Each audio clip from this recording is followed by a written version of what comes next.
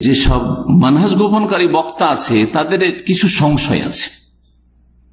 বিদাতি মানহাজের বক্তা আর মানহাজকে গোপন রেখে সালাফিদেরকে ধোঁকা দিচ্ছে আর বেদাতিদেরকে ধোঁকা দিচ্ছে, মাঝামাঝি চলছে। এটা হচ্ছে নেফাক বা মুনাফিকের চরিত্র। আল্লাহ কোরআনে বর্ণনা করেছেন যে মাঝামাঝি পথটা। ওদের কিছু সংশয় আছে, মানে কিছু খোঁড়া যুক্তি আছে, যেই কারণে ওরা মানহাজকে ক্লিয়ার করতে চায় না। তার মধ্যে একটি হচ্ছে যেটা আমার এই 21 বছরের সৌদি আরবের দাওয়াতে অনেক সহি আকীদার আহলে হাদিস ঘরানার দায়ীরা বক্তারা এক সময় বলেছিল আমার সম্পর্কে যে এইভাবে যদি বলা যায় আর ভুল ধরা যায় তাহলে আমাদের লোকজন কমে যাবে, শ্রোতা কমে যাবে, আমাদের শ্রোতা কমে যাবে। আমাদের আশেপাশে বহু এই সৌদি আরবে দাওয়া সেন্টার আছে যেগুলিতে এরকম কিছু সহি আকীদার কিন্তু দুর্বল ইমানের দায়ী, আগে চাকরি, তারপরে আগে আপনার মানুষের সাথে সবার সাথে সম্পর্ক, খাতির, এই খাওয়া দাওয়া, পার্টি, সব দলের অনুষ্ঠানে যাওয়া, আর তারপরে তখন দাওয়া, আগে পেটের দাওয়াত আর তারপরে তখন হকের দাওয়াত, কোরআন হাদিসের দাওয়াত। যার ফলে ওরা এক সময় আমাকে বলেছিল, জি পরোক্ষভাবে বলেছে যে এইভাবে ক্লিয়ার করে যদি ভুল ধরা যায় তাহলে আমাদের লোকজন কি আসবে? লোকজন আসবে না। আমি তার উত্তরে বলার দরকার নেই, আপনারা দেখতে পাচ্ছেন। কিন্তু যেই লোক আমাকে সেই কথাটি তাদের পক্ষ থেকে বলেছিল তাদেরকে বলেছিলাম যে আমি যখন 1420 হিজরির মুহররমে প্রথম আসি আর এসে শুরু করি দাওয়ার কাজ, আমাদের সেন্টারে 15টা লোক নিয়ে শুরু করেছিল। প্রথম দিনের ক্লাসে কয়টা লোক ছিল? তাও জুমার পরে, এইগুলো ছোট দার্সে না, জুমার পরের আলোচনায় মাত্র 15টি লোক নিয়ে শুরু করেছিল। সেটা আলহামদুলিল্লাহ বাড়তে বাড়তে অল্প 6 মাস 1 বছরের মধ্যে 180, 100, 150, বেশ কিছুদিন ধরে 150-র মধ্যে থাকলো, তারপর 200, 250, 300। এখন বুঝতে পারছেন যে জুমার দিনে 300, 350 লোক হয়ে যায়, জায়গা দেওয়া সম্ভব হয় না। তাহলে আমি এই কথাই বলবো বা বলেছিলাম তখন তাদেরকে, আর এখনো বলছি যে যদি মানহাজ ক্লিয়ার করার কারণে শ্রোতা কমে যায় বা ছাত্র কমে যায় বা যারা আমাদের কাছ থেকে এলেম থেকে লাভবান হবে তাদের সংখ্যা কমে যায়, তো প্রথম আমার কমতো।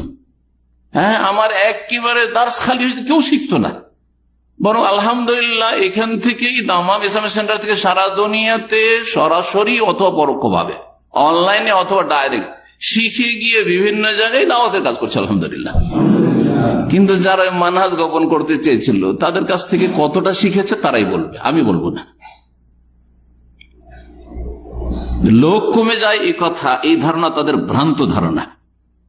এই একটা উত্তর এই সংশয়ের, যে যদি ক্লিয়ার করে বলি তাহলে কি হয়ে যাবে যে আমি সালাফি আকীদার লোক, আমি সালাফি মানহাজের লোক, আমি আহলুল হাদিস, আমি ভাই কোরআন সুন্নাহর অনুসারী, আর এই দলগুলিতে ভুল আছে, এই দলে মানহাজগত ভুল আছে, এই দলে বিদাত আছে, এসব কথা বললে লোক কমে যাবে। একটা উত্তর দিলাম, সেটা হচ্ছে যে যদি কমতো তাহলে যারা যেসব দায়ী আলেমরা ক্লিয়ার বলে, যাদের মানহাজ ক্লিয়ার, তাদের অনুসারী সংখ্যা বা তাদের শ্রোতাদের সংখ্যা কমে যেত। কমছে? কমে না। তাহলে উত্তর হলো একটা। দ্বিতীয় উত্তর হচ্ছে যে ইসলামে কোয়ান্টিটি, পরিমাণের গুরুত্ব বেশি না, কোয়ালিটি, ধরনের গুরুত্ব বেশি। কোয়ালিটি, ধরন, কি ধরনের কাজটা হয়েছে, কতটা পরিমাণ হয়েছে ওইটা দেখার বিষয় নেই, কত সুন্দর কাজ হয়েছে। লিয়াবলুয়াকুম আইয়াকুম আহসানু, বেশি সুন্দর, আকসারও বলা হয়নি, বেশি পরিমাণ এটা বলা হয়নি। জি, কোরআনের 2টি আয়াতে, সূরা কাহফে আছে, সূরা মুলকেও আছে আহসান আমলের কথা। আকসার আমল করতে হয় না যে কার আমল বেশি, কার আমল কোয়ালিটি বেশি সুন্দর হয়ে গেল। রাসূলুল্লাহ সাল্লাল্লাহু আলাইহি ওয়াসাল্লামের হাদিস প্রসিদ্ধ আপনারা জানা আছে, খাইবারের যুদ্ধে, খাইবারের বিজয়ের ঘটনা। আলী রাদিয়াল্লাহু তাআলা আনহু, আলী রাদিয়াল্লাহু তাআলা চোখ উঠেছে, অসুস্থ। নবী করিম সাল্লাল্লাহু আলাইহি ওয়াসাল্লাম বেশ কিছুদিন ধরে অবরোধ চলছে, কিন্তু খাইবার বিজয় হচ্ছে না। ইহুদিরা কেল্লার মধ্যে, দুর্গের মধ্যে একবারে সুরক্ষিত।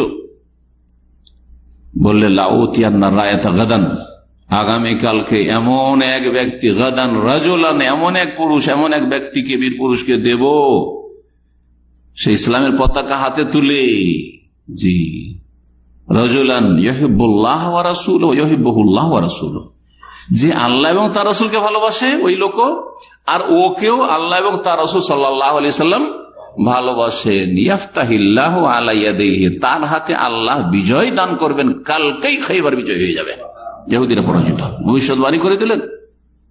সকালবেলা সবাই ছুটে আসছে, কিন্তু যাকে মনে মনে রেখেছেন সিদ্ধান্ত করে, তিনি আসছেন না। এদিক সেদিক দেখে সবাই তো মনে করছে মাথা উঠিয়ে যে আমাকে রাখবে, হয়তো আমাকে বলবে, কাজ হয়ে যাবে, তাহলে আমি তো আজকের এইটা হাসিল করতে পারবো মর্যাদা।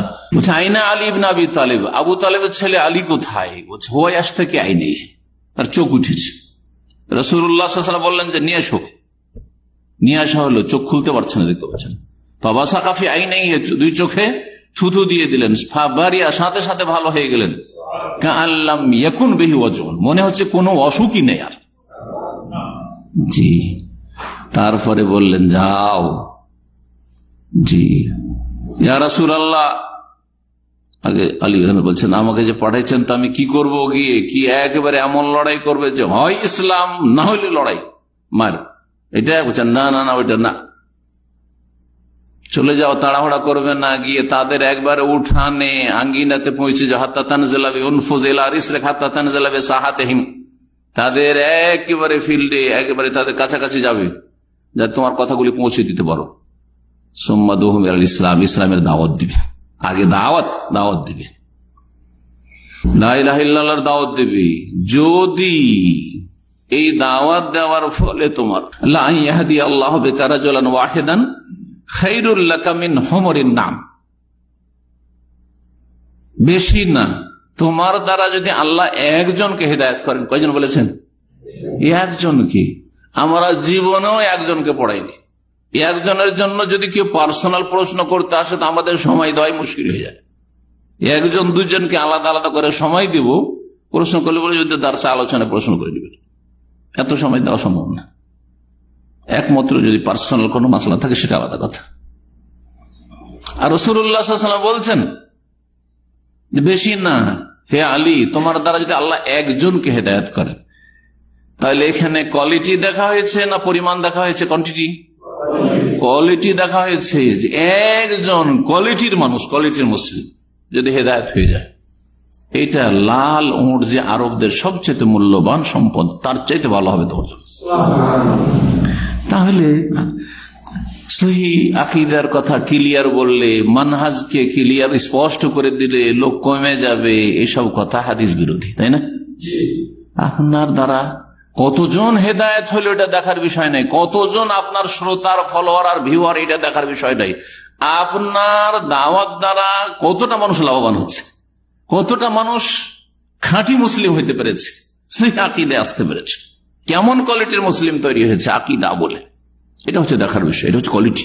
তারপরে মনে রাখবেন যে রাসূলুল্লাহ এই কথাও বলেছেন যে সহি আকীদার দাওয়াত দিলে মানুষের সংখ্যা কমে না, বাড়ে। যেটা খাঁটি ইসলাম, কোরআন সুন্নাহর ইসলাম, তাওহীদ সুন্নাহ ভিত্তিক ইসলাম, সেই দাওয়াত যদি মানুষের কাছে দেন, তাহলে এটা এত বড় নিয়ামত আল্লাহ রাব্বুল আলামিনের, যে বুঝে নিবে, পেয়ে যাবে, সে মনে করবে যে আমার জীবনে কেউ যদি কোটি টাকা দিত, এত বড় নিয়ামত হইতো না যেই নিয়ামতটা অমুকের কাছ থেকে পেয়েছি।